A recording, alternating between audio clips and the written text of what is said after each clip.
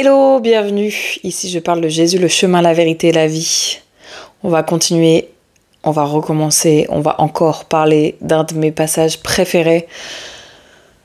Ah, j'aime tellement ce passage parce qu'il me rappelle tellement ma conversion, il me rappelle tellement pourquoi aujourd'hui j'en suis là sur les réseaux à parler de Jésus et comment le Seigneur a permis de faire de ma vie un 180 degrés à sa gloire et comment est-ce que de femme complètement marginalisée, complètement enfoncée dans les ténèbres, aujourd'hui je suis qualifiée de lumière du monde par Christ, et comment aujourd'hui de quelqu'un qui détestait Jésus, qui ne voulait pas entendre le nom de Jésus, qui ne voulait pas écouter le nom de Jésus, qui ne voulait pas prononcer le nom de Jésus, aujourd'hui je suis là en train de faire du Jésus matin, midi et soir. C'est citer le passage de la femme samaritaine et de la rencontre de Jésus et de la femme samaritaine dans Jean 4.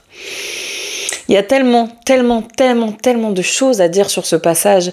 Et à chaque fois, j'en parle et à chaque fois, je me retrouve à nouveau à avoir des nouvelles révélations de l'amour de Christ au travers de ce passage et des nouvelles révélations de mon histoire. Et je sais que ça sera des révélations qui vont vous toucher, vous, parce que Dieu est fidèle.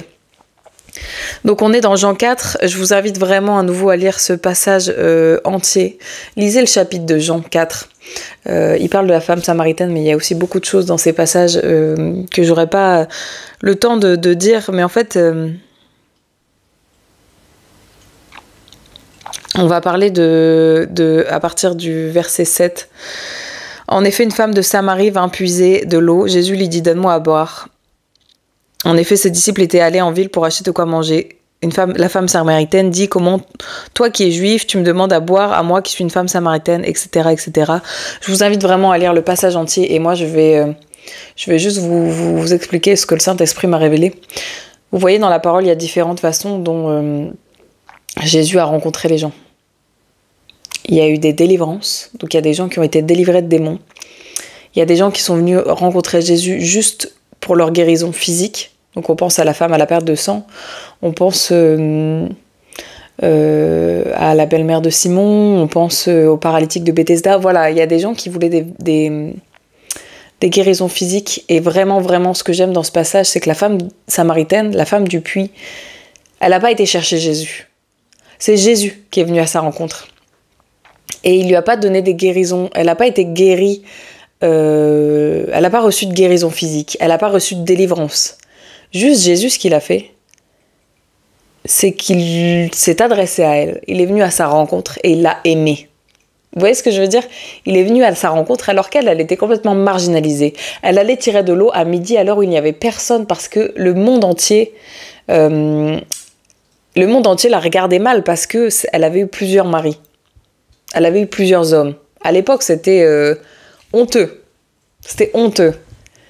Et à nouveau, ceux qui me connaissent, vous avez l'habitude d'entendre mon témoignage. Voilà, moi, c'était là-dedans qu'en fait, je m'étais complètement retrouvée dans le monde. La source de mon témoignage, c'est ça, c'est que j'étais coincée dans une dépendance affective plus, et qu'en gros, la façon dont je pensais pouvoir mériter l'amour des autres, c'était par ma sexualité. Et en fait, vraiment, quand Jésus est venu se révéler à moi, il a fait de moi une nouvelle créature. Et je pense que, voilà, cette femme samaritaine, quand Jésus s'est révélé à elle, et c'est une des premières à qui Jésus a dit qu'il était le Messie, et c'était une des premières à qui Jésus s'est révélé, et il ne lui a pas dit de se taire. Donc elle, qu'est-ce qu'elle a fait? Elle a tellement été bouleversée par cette rencontre qu'elle a tourné les talons, qu'elle a été voir tout son peuple, et qu'elle a été crier la bonne nouvelle. Vous voyez ce que je veux dire? Enfin, ce truc, ce passage, il est tellement puissant. Jésus est celui qui rencontre les gens qui sont marginalisés. Jésus, il est celui qui rencontre les gens qui pensent qu'ils sont beaucoup trop loin pour lui. Je vous répète à nouveau, quand j'étais dans la communauté LGBT, j'avais fait une vidéo où je disais que je n'acceptais pas, je ne supportais pas de rentrer dans une église parce que le Dieu en quel je ne croyais pas en plus, je me disais de toute façon Dieu m'aime pas parce que je sors avec des femmes. La Samaritaine, c'est exactement ce qui se passe. Elle se dit: mais toi, t'es juif et tu me parles. Genre en fait, je suis censée être considérée trop sale pour toi parce que les Juifs et les Samaritains, c'était la guerre en fait. Les Juifs, s'ils touchaient les Samaritains, s'ils parlaient à des Samaritains, ils devaient se purifier, ils devaient suivre un rituel de purification, quand même. Vous voyez un peu? La sainteté de Dieu qui rencontre les ténèbres de notre péché. Et vraiment, Jésus, il a fait que lui montrer son amour. En fait, on n'a vraiment pas conscience d'à quel point cette rencontre, elle est incroyable. Incroyable. Elle est tellement bouleversante. Et voilà, c'est juste un appel à nous dire que Jésus, il nous rencontre n'importe où, n'importe quand, n'importe comment. On n'est pas trop impur pour lui, on n'est pas trop éloigné pour lui. Tu peux être aujourd'hui en train de faire de la sorcellerie, en train de faire du vaudou, en train de vendre ton âme au diable, que demain, si tu acceptes de donner ta vie à Jésus, il va te purifier. Il va faire de toi une créature nouvelle. Tu n'es pas trop loin pour Jésus. J'en suis vraiment le témoignage vivant. Personne n'est trop loin pour le Seigneur Jésus-Christ. Ce passage, moi, il m'émeut tellement. Et en plus, ce qui m'a ému encore plus, c'est que on voit dans le verset 5 que Jésus, il a choisi, lui, d'aller traverser la Samarie, alors que c'est vraiment un passage c'est vraiment un endroit que les Juifs, ils préféraient faire un détour de je ne sais pas combien de kilomètres plutôt que de traverser la Samarie. Et Jésus, lui, a fait le détour de venir en Samarie pour rencontrer cette femme. Et il est écrit Jésus fatigué du voyage. Juste avant, qu'est-ce qu'il faisait Jésus ? Dans le passage d'avant, on voit que Jean-Baptiste parle de Jésus. Voilà, il a prêché. Le voyage était épuisant. Et qu'est-ce qu'il a fait ? Jésus, il s'est dit, le voyage est épuisant, je suis épuisé de ma marche chrétienne.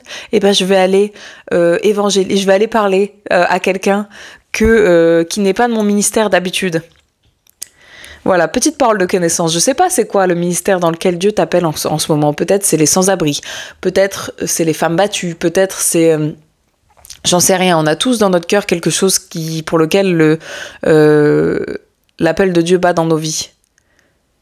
Et ben tu vois là, Jésus, il était fatigué de son voyage, il était fatigué d'appeler les Juifs à la repentance. Et pour se reposer, il a évangélisé une femme samaritaine et ça a apporté tellement de fruits. Donc je sais pas où t'en es en ce moment, mais peut-être que dans ta vie, dans ta marche, dans ton ministère, en ce moment, t'es fatigué. Et là, le Seigneur, il t'appelle à aller apporter la bonne nouvelle à quelqu'un, tu n'as pas l'habitude de le faire. Et là-dedans, ça va apporter du repos à ton âme. Parce que tu vas voir que... ça va apporter du repos à ton âme parce que tu vas voir d'un coup le fruit. Le fruit qui va venir de ça. Voilà, je trouve que vraiment à nouveau je pourrais faire des heures et des heures et des heures de vidéos sur ce passage. Et je vais juste vous lire un truc que je trouve incroyable. Il y a une citation de quelqu'un, de Hudson Taylor, qui disait « Certains affirment être les successeurs des apôtres. Je préférerais être le successeur de la femme samaritaine, car pendant que les apôtres étaient partis chercher à manger, elle oubliait sa cruche en raison de son zèle pour les âmes. Elle a tout lâché, elle a tout quitté, et elle est partie annoncer la bonne nouvelle du royaume. » Sois béni. Et t'es jamais trop loin, t'es jamais trop sale pour le Seigneur. Si t'es tombé, si tu te sens sale, relève-toi et remets-toi sous l'aile du Très-Haut. Remets-toi à l'abri du Tout-Puissant, parce que c'est dans le sang de Jésus que tu es purifié.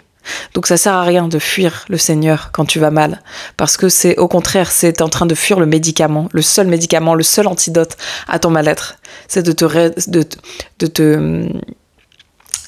reposer dans la présence de Dieu. Sois béni.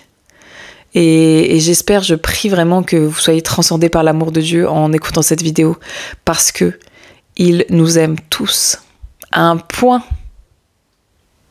Il n'y a même pas de mots, je pense. Il n'y aura jamais de mots. Et que toute la gloire lui revienne en tout cas. Soyez bénis.